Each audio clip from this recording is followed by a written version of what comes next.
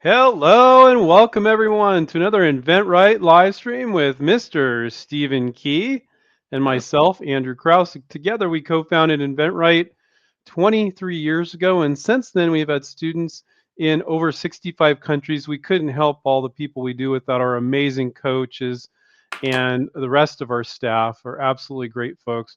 Little tidbit of information, probably about 80% of people that work for InventRight are actually former students or members of InventRight. I think that was pretty cool that Steve and I did that. Everybody really believes in what we're doing. So let's get to that. What do we do? So what we do is we guide people, we coach, we mentor them to license their products. What's licensing? Well, it means you don't need to start a business, don't need to raise money, don't need to hire employees. When you license your product to a big company that's selling a product that's similar to yours, it's their money, it's their workforce, and it's their distribution. So it's a great business model. You don't need to start a business. You don't need to raise money. You don't need to take all that risk. You can keep your day job or your business. Andrew, Right? I think the biggest benefit today is speed, and the best protection today. Everybody's worried about, oh, someone's going to steal my idea. You guys, stop doing that. When you license to one of these companies, they've got a legal team, they've got distribution, they've got relationships with retailers. They're fast. So it's the Mhm. best protection you could possibly have. Yeah. And I always like to joke, which isn't really a joke. I really mean it. You can have delusions of grandeur, and you're not delusional because that big company will do what they normally do, which is things that you could never do. Maybe they're selling 500,000 units a year, maybe 50,000. It depends on what they typically do. But for you to start a business from scratch and do that kind of volume and have distribution, that would take years and years and years and years. So you can think really big. Welcome, Brian. As people start to stream in, go ahead, introduce yourself and ask some questions. That would be great. Steve and I will just talk a bit as people start to stream in. Stephen, I noticed you have April, one of our coaches. Yeah. She sent us this product. It's a really cute product. It's a vegetable peeler. It's funny. It says this is not a toy at the top. My daughter looked at it. She's like, "How does this toy work?" I'm like, "Gia, it says right there. Oh, this is not a toy." But it's such a cute little vegetable peeler. I love this thing. That's great. The caterpillar. I The love it. caterpillar. Yeah, yeah. Now, sometimes Stephen, people see kind of some of this stuff, and they don't realize a lot. Some of our students are doing like medical devices or industrial products or all sorts of things that they might not see on our site because, like, we've got the companies looking. The inventions for sale page with our students' licensed products. You can buy their products right now on our website. We're having a giveaway where we're giving away 3 of our students' products a week. So if you go to inventright.com and click on inventions for sale, you can enter that giveaway every week this month. Every week, keep entering. Okay. And we ship them our students' products. But when they go there, they're going to see consumer products, stuff that's on Amazon and elsewhere. But we have students that license products for industrial and commercial and medical applications, and obviously those products aren't up there. Can you talk a little bit about that? Yeah, also there's a lot of products out there that the companies do not want the public to know that they were licensed from inventors. Okay, all right, I get it. Yeah. Because some of it they wanted to make those announcements themselves and they wanted to have their own ownership. So those aren't up there. But Andrew, we did that I think last Christmas. We wanted to celebrate inventors by saying, hey, look, if you're going to buy a gift, and if you are an inventor, why don't you go over there and buy a gift from a fellow inventor and show your support? So it's called Yeah. Inventions for Sale. You can't miss it at inventright.com. But what's really great about it, we're going to do giveaways. So please check it out, you guys. Sign up for the giveaways to support your local inventor, and we're going to be happy to give those gifts away. And you get to pick one of their products if you win. So that's cool. And then Absolutely. we'll ship it off to you. Andrew, I'm going to do something today, and everybody you're listening, tell me if you Uh-oh. give me a thumbs up on this. I'm going to talk about the 16 different reasons why your product idea might be getting rejected. That sounds great. Well, I and, mean, not great that it's getting rejected, great that you're going over it. well, people don't, they get a little confused, and sometimes they don't know how to read between the lines when they submit an idea and they don't get some engagement, or they're wondering what's going on, or are they stealing my idea? What did I do wrong? Or all these things is going through their mind, but they don't really realize there's probably a reason why it's not happening. And I'm going to give 16 different reasons on this Q&A today of why your idea just might be. I love it. I would do that. I would do that like now, Stephen, because as what it's just a suggestion. As you go through those, if people have thoughts, oh, but what if this, Stephen? I know you said that, but what if this? So if we want to kind of base a lot of the questions today on the stuff you're saying, All because right. Okay. people, you're saying something and then people need to type it back, then we can further elaborate in some of these too. All right. Hey, you guys, there's so many. I had to write them. I had to write them down. In fact, it's in a chapter that I'm writing for one of my books. Okay. Here, number one, your marketing material, your sell sheet or your video is just not selling for you, right? I mean, you've created this one-page advertisement of your product, and maybe you have a 1-minute video showing how your product's working, the benefit of your idea, but it's not done very well. In fact, that sell sheet, maybe it's just too amateurish. I hate to say it. I know a lot of you are doing it yourself, and Andrew and I see so many of these that just look terrible. I hate to. You're trying not to They're say terrible. it. But they think they're doing a good job. They're doing it themselves. Maybe they've took a graphic class, whatever. They're cutting and pasting on there. They're terrible. And so that's not helping you. In what ways are they terrible? Oh, maybe the images are all the same size. You can't read it. The benefit's not clear. The one-line benefit statement at the very top is always wrong. Yeah. Always wrong. It's about features and it's got to be about benefits. They always get that wrong. So that could be one reason why your material is not great. Now I'm going to give a plug here real quick, you guys. We do help people with their sell sheets, creating 3D computer graphics of their prototypes. So they don't even need a prototype. We do that for people now. And we make sure it looks fantastic. And we've done thousands of these sell sheets for people. If you're interested, go to our site, InventRight Design Studio. You can find it. Maybe Andrew can put a link up there later. That if you need that type of service, we're willing to help you do that, because we do it for a lot of people. We do it for our members, but we also do it for the public too. All right.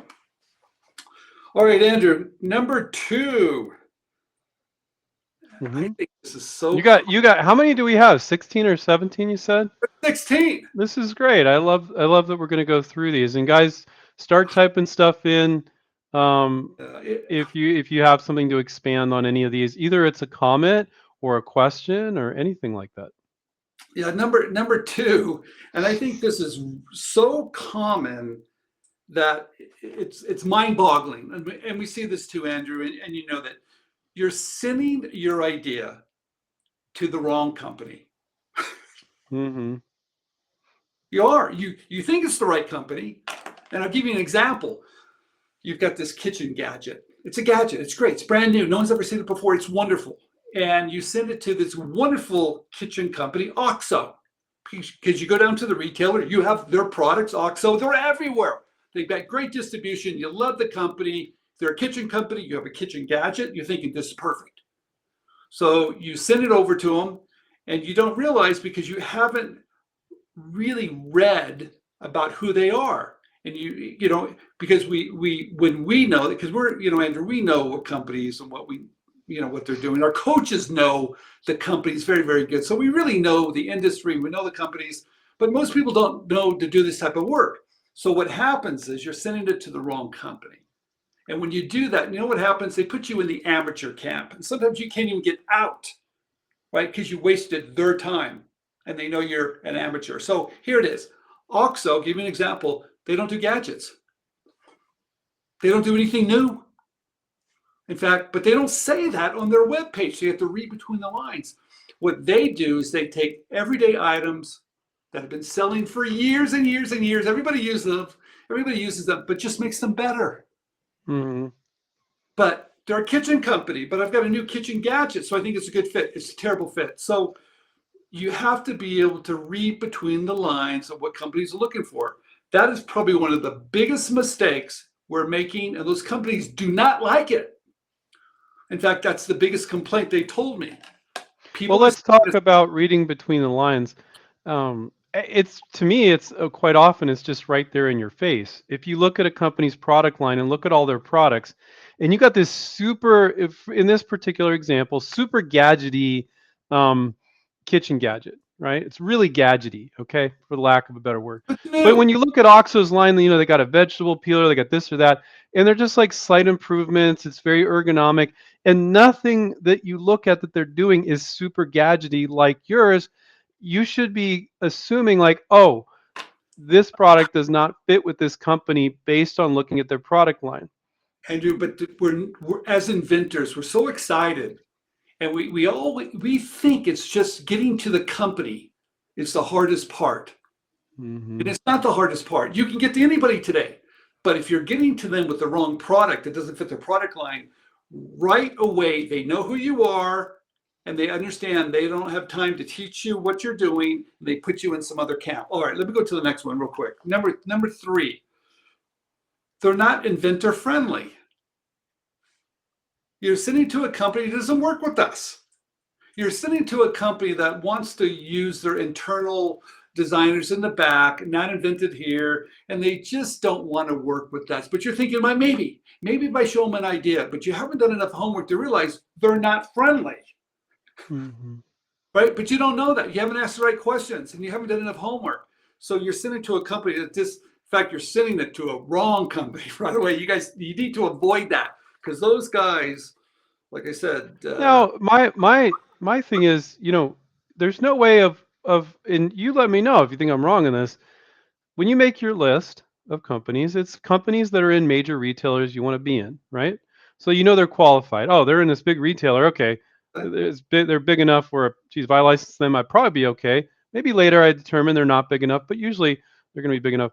But I don't know if they're open to ideas or not. So the best way to determine if they're open to ideas is just to send your first product, and you'll find out. We don't wait, accept ideas. I think you better be careful with that, Andrew. I think Why? you have to ask for permission first.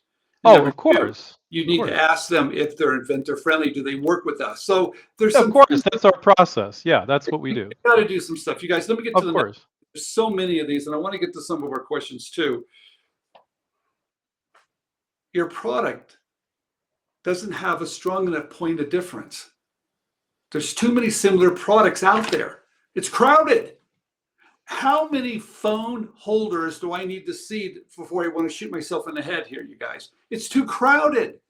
And you're playing in an industry where there's 50 other products that are too similar, too similar.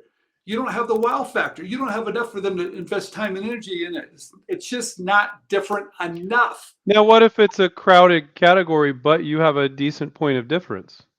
Then maybe you got a fighting chance. Right, right. Because what that verifies to me, if there's so many products, there's a market for that type of product. But if you got a point of difference, but if you're just a me too and you're going to look like everybody else, no, that's not. All right, you guys, let's do another one real quick. We're going to do one more, then we're going to get to some questions right here. Okay. Okay, number five. Number five, you miss their selling cycle. Hmm. What do you mean selling cycle, Steve? Well, every industry has a cycle when they do trade shows and they have a season, you know, and there's a cycle and you miss it. You know, maybe the window is from September to August and you send it in June. All right. Andrew, I guess what we're getting at here, these are 16 reasons why you might be rejected. And if you don't have this type of information, right? If you don't have this type of information, there's a very good chance you're fighting an uphill battle, right? That's why this information is critical. So let's go to a couple of Now, questions. let me comment on that. Our students, except for seasonal items, let's say you had a gardening item that's super seasonal, they submit products all year long. But once you're in an industry and you're submitting a lot of products, you might realize there is a bit of a cycle. And There's and I would say if you realize that, then you can, but you wouldn't advise a new InventRight student to go, oh, you got to wait 4 months before you can start no, submitting. We don't do that ever. no, but just realize this. They'll tell you there's no cycle. They will tell you that. We look at ideas anytime. Yeah, bullshit. You heard me say it. I never swear. Bullshit. There's a cycle. There is a cycle. Now, maybe you want to build a relationship and get to know them. Perfect. I understand that. But just realize if you hit it at the right time, your chances are going to increase. Right. All right. So let's get to some questions. God, did I swear, Andrew? You did. You don't normally pulled ever a Mark swear. Courtney, man. Yeah. Oh my God. Let's not go there. Let's not swear too much. I swear so little. I was doing it on one of my streams once, and people were like, "What's Andrew swearing for?" I don't know what's going on here. You were getting out of hand. Joey said, "I'd love to schedule a consultation with you guys. Is that something you guys still offer?" Yeah, you can go on our website, or you can give us a call, and you can talk to us. And we're going to tell you about the program. We're going to ask you a little bit about yourself. We're going to tell you about our coaching program. So yeah, No you way. can. You'll never get us on the phone. What do you mean, Andrew? What are you talking about? We pick up the Of phone. course. We're pretty good about that. He's joking. Okay. So Joey also said, I'm curious about the story of Teddy Ruxpin, who was always in the background. That's the one toy I wanted so badly in the 80s. I was a kid, for some reason, never got one. So, Stephen, what was your involvement with Teddy Ruxpin? That was my first job. I'm 28 years old. I read an article about the startup company, Worlds of Wonder. I was living in Fremont, and they were going to launch this first talking teddy bear. And I went down there and told them, you need to hire me. And they hired me. And I was employee number 20. A year later, we had 1,000 employees. In my job, I was manager of design. So I got to see all the new products that came into Worlds of Wonder, and a lot of them were coming in. And then I lived over in the Far East to help the manufacturing. But I got to work with some amazing companies. I remember we were doing all the Disney stuff. So I got to go down to Disney and work with those designers. I remember going back to New York with Henson because we were doing the Muppets. It actually was such a great part of my career because I got to see the inside of companies and what they were looking for and why they took some ideas and why they didn't take others. So it was a great experience. It also help launch your career as a product developer and licensor because you saw the inventor of Teddy Ruxpin making $1 million a month, right? And you're like, shit. I'm gonna say it. I'm gonna swear. I'm gonna say shit. Right? I should be doing what he's doing. Well, Andrew, I remember that day like it was yesterday because I'm in China on the manufacturing line of Teddy Ruxpin. Mm-hmm. And my job was making sure that those teddies were working, talking, looking great, going in those boxes to go into containers. So I'm in the factory with all the workers. And I'm there, and I've been there for months, right? Making sure everything was going right. And it finally dawned on me what my dad said. He goes, look, if you want to create great wealth, you're going to have to find something that doesn't require your hands and something that doesn't require your presence and something that has a multiplying effect. And it dawned on me what my dad was talking to me about in my world was product licensing because inventor Teddy Ruxpin wasn't there. He wasn't using his hands. And that multiplying effect, he had licensed to a company. So a factory was making this stuff. He was doing $1 million of royalties a month. I quit. I was so excited about this. I was like, I'm done. I want people to make my stuff. So that's so you were 28 back in. So that was about 10 years ago. Pretty much. Okay. Thank you for making that point, Andrew. Ronald said it's not. Oh, let me start showing some of these questions here. It's nice. Ronald said it's not easy to break that insulator corporate has to pitch your idea to someone. Ideas, please. It's really not that hard, except for the Googles and the 3Ms of the world, Stephen, and the Apples. It's really not that hard to get to marketing managers at companies, is it? No, it's not. Most companies that have embraced open innovation, that they want to work with people like us on the outside because they know a lot of their internal designers aren't doing a great job. They've opened the doors for us to submit ideas to them. So, but you have to get to them correctly. And what do you say if you're not? And I've got my list here, you guys, and it's going to talk a little bit about getting to the wrong people too and saying the wrong thing. So it's not just, hey, I got this great idea. I want to talk to you, right? Do they have time to talk to everybody? No. No. You've got to be on point, right person with the right pitch, or you're going to go nowhere fast. And just because you've got this great idea that you think that's all it takes. No, it takes more than just a great idea. There's lots of great ideas that go nowhere. You have to work within their system, know who they are, and understand their culture a little bit, and do some things that they want to bring you in, right? Do our members, do they pitch, Stephen, or do they use tools so they don't need to be a salesperson and don't really know how to pitch? Like, what tools do they use? Yeah, Andrew, you know that question. They never have to pitch. You don't have to be a salesperson. I tell everybody, look, you don't have to be a salesperson. In fact, you don't want to be. You want to tell a story. And if you have good marketing material that we talked about, the first thing why your product might be getting rejected, it sells for you, right? You don't have to be there. You don't have to be there at all, because if that doesn't sell for you, it doesn't matter how great you are in the boardroom or how great you are in the sales pitch. It does not matter. It won't help. Your product needs to sell itself, and you do that with great marketing material. As Andrew said, you're just a delivery man. All you are, you're the US, what the UPS guy. Yeah, you're the FedEx guy. You're delivering a package to them for them to open. I love when you say that, because it's true. John said, given our current situation in the Chinese government, do you think it's a better idea to manufacture in the States? Stephen, I know there's a lot of talk about manufacturing overseas, but that's not changing overnight. I mean, there's still huge numbers of companies that are making products in China. That's not going to change overnight. Do you have any thoughts on that? I hope it does. I hope it changes. Well, I hope I think we do. You guys, come on. We're having difficulties over there. We have for years. It's getting harder and harder. And even the price point of products in China, because of the labor costs, have even gone up. So people are looking for other places. Mexico's becoming very popular. India is, and other places. So yes, you can still do that, but I think companies are looking for other options too. You know, I heard something funny just the other day. It's funny, sad, whatever. The Chinese are now setting up factories in places where labor is cheaper, like Laos and Vietnam. And companies are bragging like, "Oh no, we're moving from China. We're going other places." And their factories owned by Chinese companies in Laos and Vietnam. It's like, so guys, I don't think if it's something that's really important to you, you can decide. And I've had students that have said this, Stephen, I'll only license to companies that make it in the USA. Well, at this point, if you do that, you're probably going to have a really hard time. It's possible, yeah, but you're really going to limit your list. It is in flux, and I do think it's a good flux to be in. It's going to be a difficult situation, but I don't think it's going to affect you guys being able to license.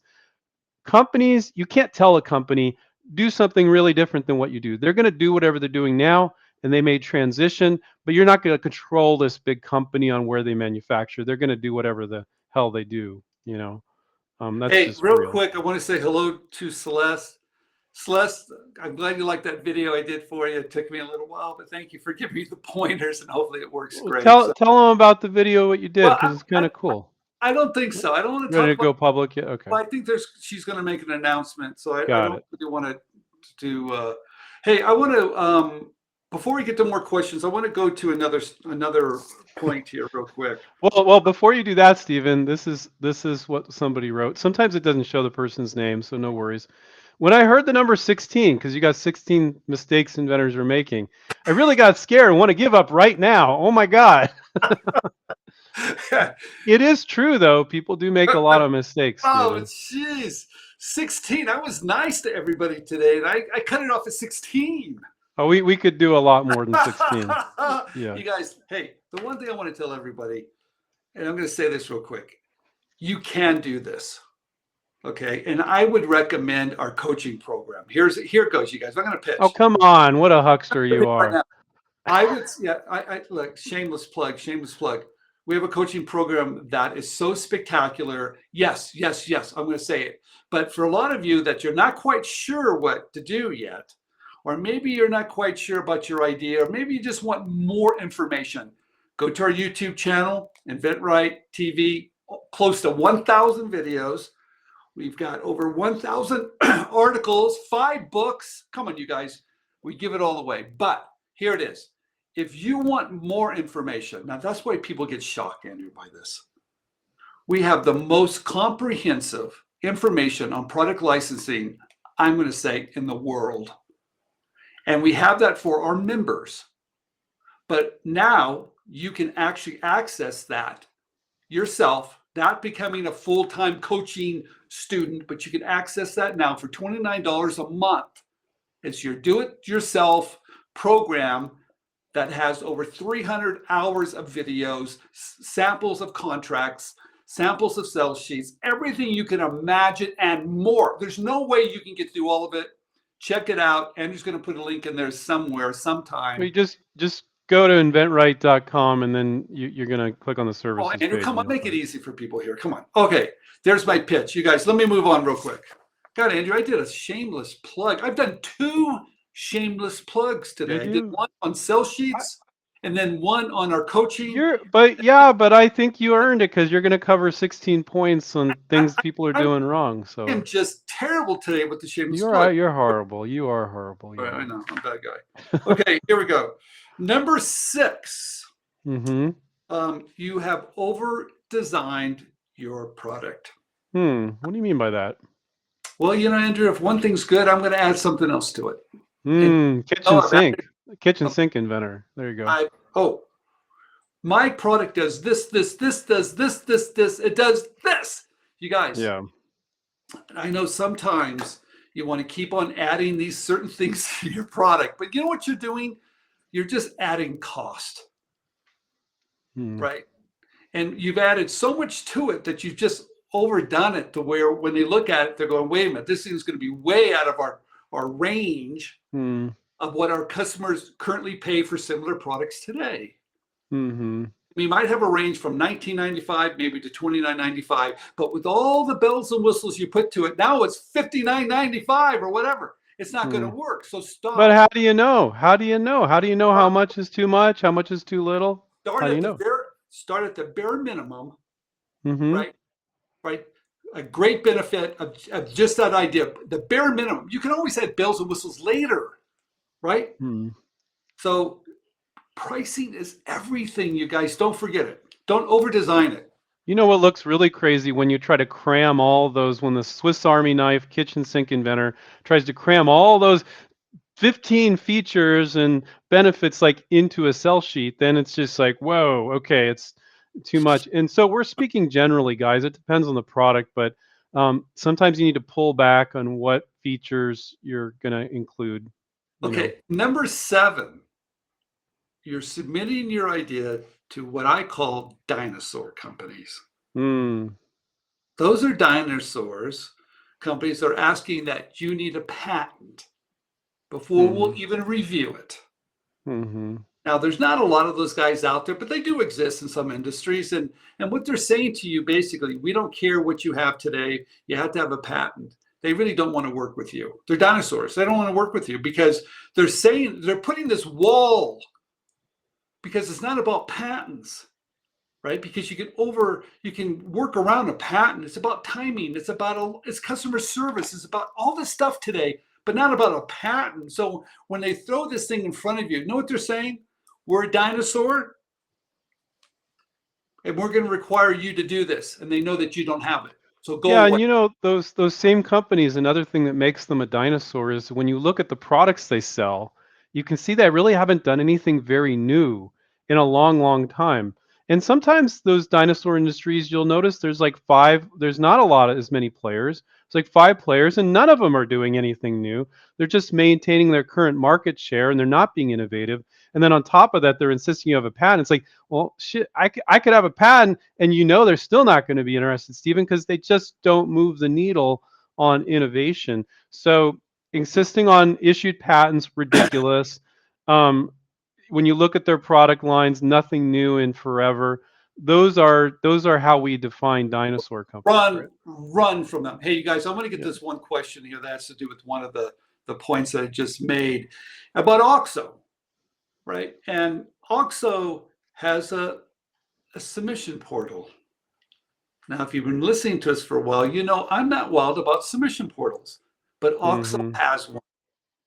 And I have to tell you, out of all the companies out there, their submission portal works. And Andrew, I don't say that very often. And the No, you reason never why, say that. You say don't use them ever, is what you say. don't ever use them. But this is the one company I would recommend to use it. And I'll tell you the reason why. And I spoke to the president of OXO a couple of years ago, Alex Lee, and he was an industrial designer himself. And he's looking for those ideas. They take it really seriously over there. That's the one company that you can submit to, and they will get back to you in a timely fashion. They work with us. Most of the products at OXO, just so you know, are being licensed from either us or design firms. That's their model. So they take it really, really seriously. That's the one company. Now, you guys, you know how I feel about those portals. If any portal requires you to pay for it, run for the hills. It's garbage. Here's the other thing. If there's third-party portals that want you to pay for it, if they don't show any results, You mean like forget it. success and licensing deals closed, you mean? Yeah, but Yeah. they're charging you money. Forget it. It does Yeah. not work. But I don't like portals overall. I don't like portals because I think that little submit button is so tempting for you not to do any homework, but they just don't work. Now, Stephen, some people might think you were contradicting yourself earlier, but I know you're not. You're saying OXO doesn't want gadgets. And, because they don't do gadgety stuff. They do slight improvements. It's ergonomic. It has a little extra benefit. But you're telling me you just said that they do license products.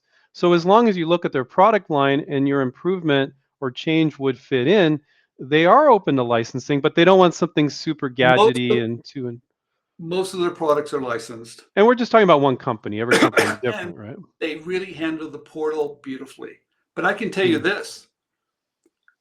Sometimes I used to talk about them all the time. And when I do that, they shut down that portal. Well, they did shut down for a while. Alex was very open, and he came back, right? He came back to the company, didn't I think they shut it down because we were talking so much about that company and they got a bunch of junk. They just turned it off. he? So Yeah. you guys, that's the reason why too, that if you're sitting on stuff that doesn't fit, these guys are going to shut down those access to us. So you got Hmm. to send them good stuff. Okay.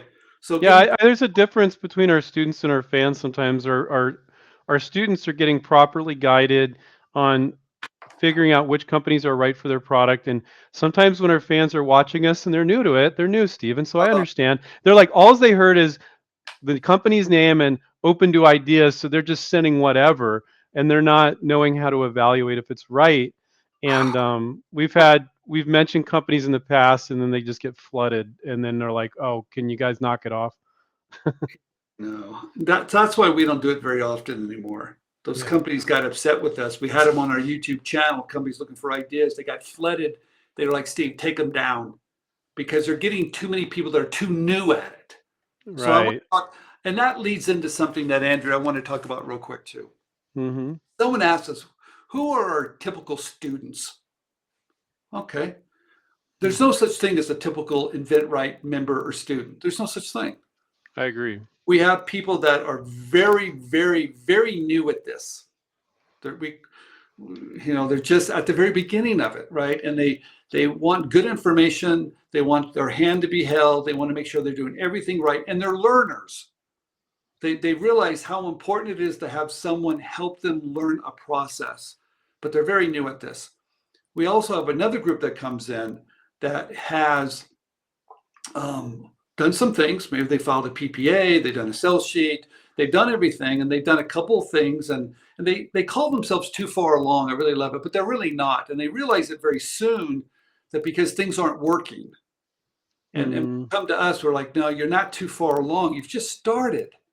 Mm-hmm. You're at level 1, and we want to get you to level 3 or 4. So just because you've done 2 things, you're not far along. In fact, it says to us, you're ready. That's all it says to us. You're actually ready. You've committed. You've educated yourself a little bit. You are perfect for us, right? Mm-hmm.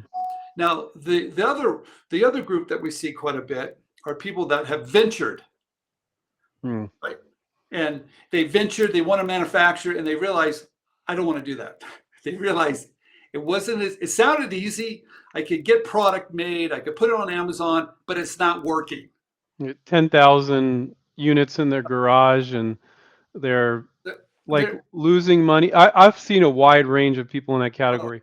I talked to a guy in Florida about 6 months ago that was in the hole $1 million. And then I talk to people that are doing actually quite well with that sometimes on the other end of the spectrum, but they're like, I'm suffering. I'm drowning here. I know a big company can do better. Most people are like in between, they're selling 50 units, 500 units. Some people are like, Andrew, I'm making minimum wage. I want to do better. I know a big company can do better than myself. maybe they want to scale too, Andrew. So they're always asking me. I'm current, and that goes back, you guys. That really parlays into this one I talk about now. Selling your product online, right? Mm-hmm. License an idea if you're currently selling it online, and yes, you can. In fact, sometimes it's perfect, right? You've gone online, you're selling it. You've got proof of concept. People are buying it. If you got a great story to tell, you've done a great job. Okay. Yes, companies can look at that and go, wow, you have taken away some risk. You're perfect for us as a student, because we can help you now bridge that gap to make sure those companies see it correctly. But here's what goes wrong too. You sold it online and it is terrible, right? You have inventory in your garage, you sell it online, and you don't have any test results. You haven't captured testimonials. You haven't done all these things right. So when a company sees it and looks at it and goes, it's not working for you, and it just might not work for us either. Yeah, it can seriously be a negative. It's like, well, how many units are you selling? Well, I sell 50 a month. They're like, yeah. So that could be a negative. Yeah, you have to be skilled on how to tell your story correctly for them to say, all right, I'm still interested. Okay, Now, on the other side of things, 95% of our students have never sold a single unit, and they do licensing deals because you can let them use their imagination about the potential for the product. But Steven's right. You could sell some units, and now you got to make excuses for why you're selling so little. And you go, well, I was just testing, and so it can be advantageous, but it can actually hurt you too. we have students too that have licensed 20 ideas that are still students. We also have big companies like the Smithsonian.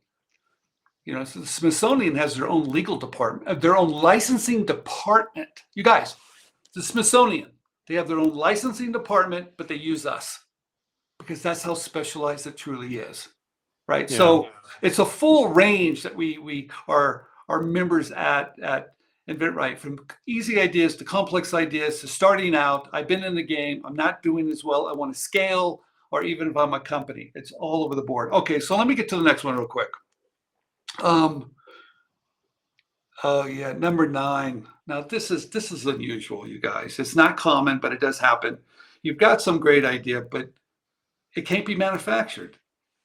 They can't do it at a price point that even makes sense. It's too expensive. It could be a machine, or it could be like you've done something to it that the mold's too hard, is a two-piece mold, or the investment's too much to get started. But there's something about it.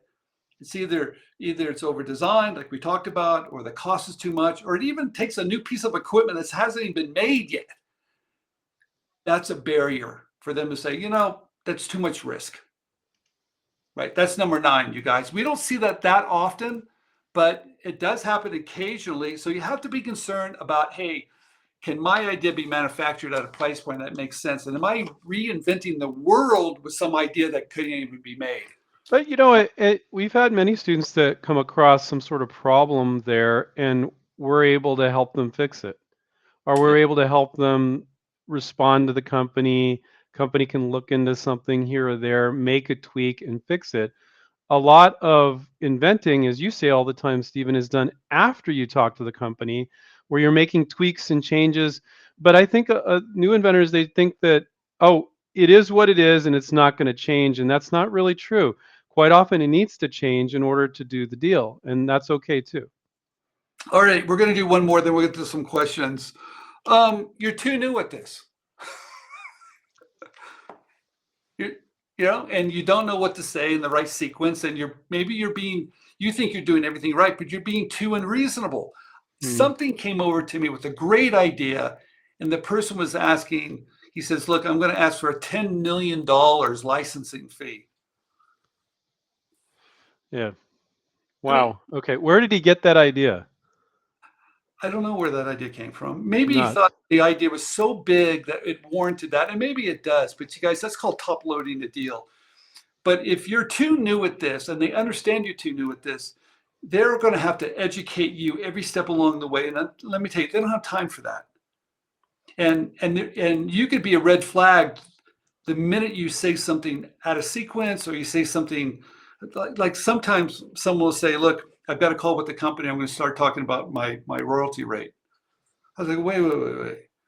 That's out of sequence, Right. You're negotiating a royalty rate, and you haven't even talked about some other things, and everything impacts a royalty rate. So right away, you're telling me and you're telling them you don't know what you're doing here, and that's going to tell them that you're going to be painful. And I don't care how great your idea is; they see thousands, right? And so they're looking at this way, going, this is probably someone that's going to be difficult. I'm glad you brought that up. They're not just evaluating your product, but they're evaluating you, but not the way that you think. You don't need to come across as a captain of industry. I think a lot of people are like, oh, I need to come across as super professional in every way. You don't, but you can't come across as wacky or unreasonable. So it's just about not coming across as a little bit crazy, and you'll be fine. But you don't need to be a captain of industry in order to do this. You definitely don't. Most of our students are not. Some of our students have never done any sort of sales whatsoever. They have never run a business of their own, and they're able to do it. So don't feel like that bar is so high. You guys can do this, but if you say the wrong things, they're going to be like, oh, we really like this product, but this person's going to be hard to manage. Like the guy that's asking for $10 million, or you're going to complain about the color they So want to make it or he's a something. really sharp guy. I was so surprised to see it. I just said I haven't seen, I didn't even know what to say. I wanted to say, you're in trouble. You don't even know it. You're in trouble. Yeah. You guys, here's the other thing too. They're going to ask you questions you probably don't have the answers for, and you don't even know what they're going to ask. So that's why you really need some help here. John says to this, Sylvia hasn't assigned a mentor to me yet. Yeah, I'm gonna call you, John, right after this session, get you set up. You know what I like about that? Sylvia's one of our advisors. I want to talk about this, you guys. When you join our membership at InventRight, you get a coach, you get a senior coach, you get Andrew, you get me, you get the negotiation coach. It's a team of people. It's really a team. It's not by yourself. Sometimes when you're doing this by yourself, it's you against these giant companies, and you're by yourself. How's that going to work? It doesn't work very well. When you have a team behind you that's got more experience than they do, it works much, much better. And it's a team, guys. So I gotta put this in perspective, because they've got a team. They've got a team, and you're trying to do this by yourself. So anyway, But here's the reason why we're usually a stronger team as far as advice. A company, they're not licensing products every day. That's all we do. So when we guide you, you're always gonna be, I hate to say it this way, smarter than them.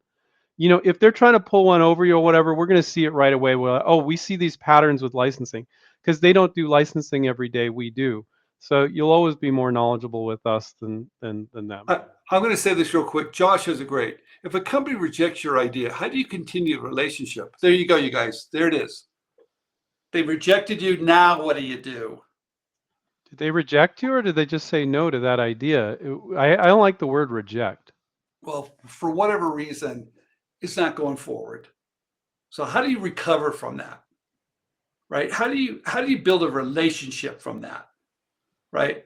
Because sometimes when our product doesn't make it, we're like, what do we do now? What do we do now? I look at this and go, look, you're just one step closer to a yes, because you're actually in the game.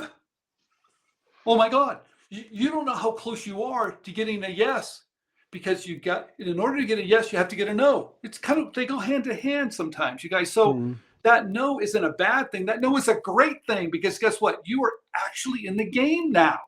But now Right. you need to know what to do next. Okay, So Andrew. when you reach out to 30 companies and 28 don't show interest in this particular product, you made relationships with all 28 those companies. They said, "Yes, send me the idea." And then they said no to the idea. That's how you make the relationship. You have established a relationship. And let's say there's two companies that showed interest and maybe one falls off and you do a deal with the other one. So that's the way you process this. You utilize your product, your first product, to make a relationship. Them saying no to you to a particular product did not end the relationship, it started the relationship. That's the Okay. way I look at it. Yeah, you guys, let me get through some of these real quick, because I'm going to rapid fire go through them, and then we're going to answer Yeah. more questions. Okay, you reach out to a company that just doesn't have the resources. You went too small. So you can do two problems. You can go too big. You go too big to a company, they don't license much because they don't risk averse. They don't have to. You go too small, and the company doesn't have resources. You haven't targeted the right company. Okay, let me go to the next one. Hmm. Okay, there it is. I said it. You reach What out number to. are we on now? Well, the next one's number 12. You reach out to the big boys. You guys, I do it. Everybody does it. They don't license much. You got to find those right companies. That's a whole nother talk about who is right. Number 14. In fact, it's number 13. Companies. Oh yeah, you reach out to a company. They've never done a licensing deal before. Like, and Andrew, we're seeing more and more of that too. It used to be years ago where most of the companies were kind of new to it, but you have to educate them a little bit. You have to take them along. That takes some guidance. That takes a little bit of skill too. And not just when the company says, we never licensing anything before, can you send us over a licensing agreement? That's not the right strategy here. You've got to walk them through it a little bit. You've got to maybe do a term sheet. You've got to educate a little bit, but not just say, oh, licensing, here's an agreement. Our students do deals all the time, as you know, with companies that haven't done licensing deals before. But the first thing our negotiation coach Paul's going to say to them is, "This is going to be a little bit more painful. This Oh, is going to take longer." And I think especially on those, without Paul's help, our negotiation coach, the deals wouldn't have gotten done. There's a different process for guiding a company that's never done a licensing deal than one that's done 15 or 50 or okay. licensing deals. All right. Here we go, you guys. That was number 13. If anybody's counting, number 15. They've just launched. Well, you went from 13 to 15? 13, 14. I'm sorry, it's 14. 14. Yeah, I got. There's a lot here. Okay, 14. They've just launched a similar product. Hmm. And your idea is fairly close, but it's different. But it's the same category because you reached out to them because they're in the same category. It's a perfect fit for them. But they just launched this new product. It took them a couple of years. They spent all this money on everything, and now you come along and go, "Hey, mine's better than yours." What do you think these guys are going to do? Just throw this one out? Just go. It's that good, Steven. They're going to do that. Yeah. Yeah, Maybe. Maybe not. I don't think so. Okay, that was number, what's one? That was number 14. Yeah. We got two more, right? No, just got one more. I'm sorry. One I'm not, you promised everybody 16. There's one I'm not even going to talk about. Okay. I'm not going to talk about it. It's just too heartbreaking. I'm not going to talk about it. Okay. All right. Number 15. Here it is, you guys. Number 15. The person left the company.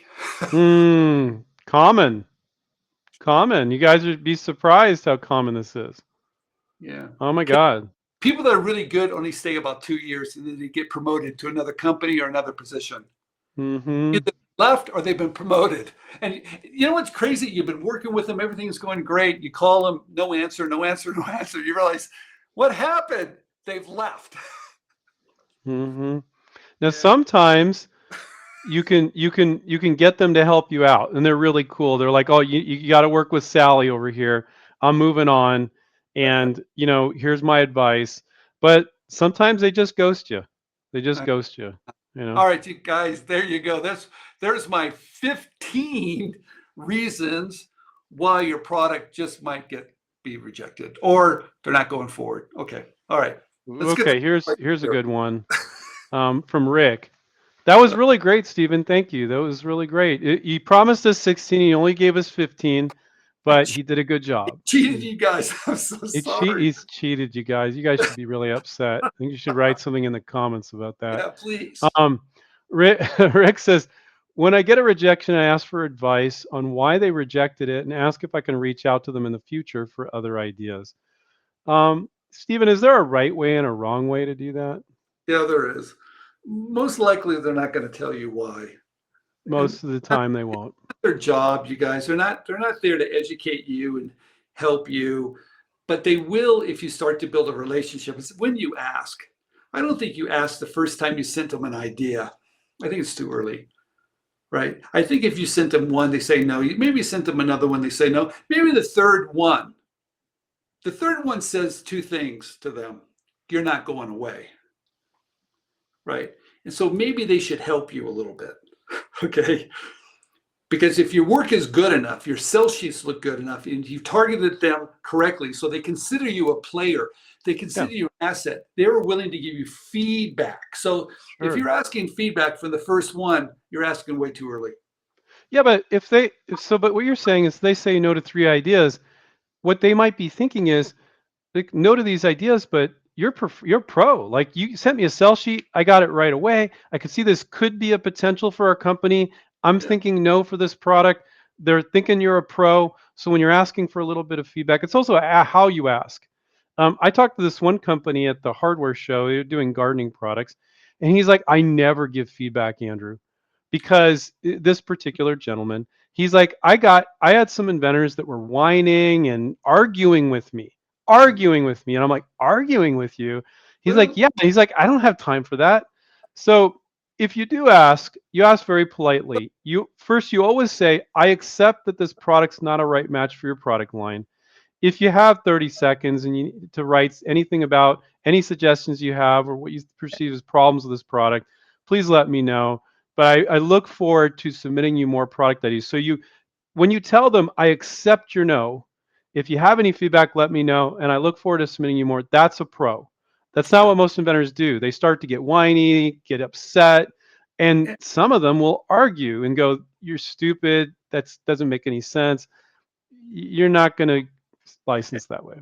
And what's interesting, someone on our YouTube channel wanted to know if they could show me their sell sheet. And I said, sure. I gave them my direct email, which is really simple. It's my full name, Stephen Key at inventRight.com. So sure enough, the sell sheet came over. And I looked at it and I thought about it for a minute because there was a couple of things that were interesting about it, but the sell sheet needed to be fixed. It was not done correctly. But I went into the details of maybe why the questions companies are going to have. So I listed them. They're going to say, well, we can manufacture. What is the cost? You're asking us to do extra work. I mean, all these kind of things. And the person wrote back to me. They said, wow, I cannot believe you gave me that much feedback. Now, the reason why I did that is because that person has been following us on our YouTube channel. And I could tell he was being very polite, but he was watching, he was learning, he wanted more, he wanted good information, and I was willing to give it to him. So that's because he told me he was invested in our information, right? That I was willing to help him. So you guys walk slow, build relationships, and then they'll give you some feedback. Good advice. Good advice.